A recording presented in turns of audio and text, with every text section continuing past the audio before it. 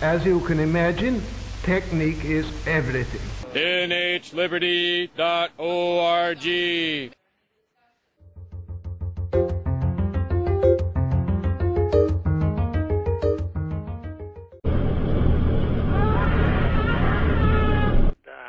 The big question is do we have enough time to have a transition that is nonviolent, or are we going to have a breakdown of our civil structure and domestically have serious problems? But the one good thing that will come of all this, I think our empire has to end, because we're paying our debts right now, and it's not a very smooth transition.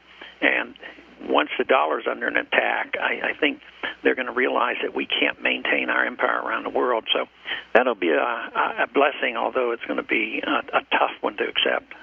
Well, it seems like the crisis has made an attack on Iran or a bigger attack on Pakistan more difficult.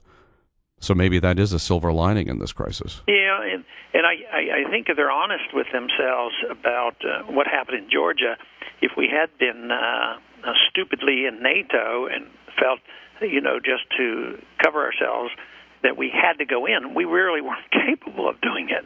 Our troops are so engaged, and yet they never seem to want to back off. I mean, right now they're threatening Iran as well as Pakistan, already in occupying two other Muslim countries. Ron, here the American people are being impoverished to an extent we can't entirely tell by the Federal Reserve, by fractional reserve banking, by the Treasury, and yet, so far as I can tell, you were the only official in Washington, the only spokesman nationally to say, there's something wrong with giving $1 billion in foreign aid to this puppet Saakashvili in Georgia. Yeah, and I wasn't alone on that. I got to give credit to some others, and there were some Democrats and some Republicans that stood up against it. But this whole idea, that we're going to send humanitarian aid over there, and within it, the bill itself, it mentions that it has to deal with the international pipeline. They use those words in the bill, so they don't even hide from it. And yet there were some of the anti-war people that I was so sad because they voted for it, but they were bought into, this is humanitarian aid. And I tried to make the point, that even if it is purely sent for humanitarian aid, all money in a country like this is fungible. So we give them food, they take their money, and they rebuild their weaponry. And we'll be glad, and other countries will be glad to sell them their weapons, so they're back at it again. It's so clear. It sort of reminds me of Smedley Butler. It's a racket, and our forces are used merely to be there to train people and to finance the protection of an oil company's pipeline. And it's not strictly an American pipeline. It's an international pipeline, and BP is, one of the major owners of that. So here we are using our kids and our money, bankrupting our country to go over there, train an army, and precipitate the confrontation, renew the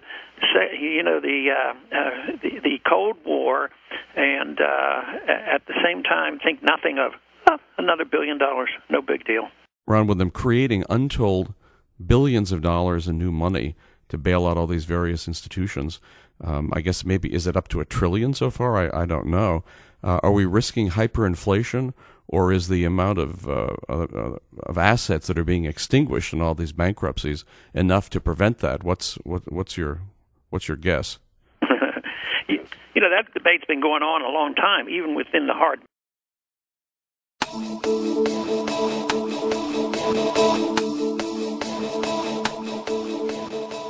I'm always talking about the fact that if you go to the State House and you swing your fist, you hit a member of the New Hampshire Liberty Alliance. Well, I've never actually showed you any video of the way the New Hampshire Liberty Alliance is able to just pack the State House full of liberty activists. Take a look at this. On this day, we had about 30 activists, I think, to fight for more freedom in New Hampshire and prevent the State House from passing bad bills. There have been times where we've had more like 50. Here they are meeting with the governor the same day. And they've had quite a bit of legislative success, too. That's why I'm a member of the New Hampshire Liberty Alliance, and hope you will be, too. Find out more at nhliberty.org. nhliberty.org. Gratuitas public domain parties.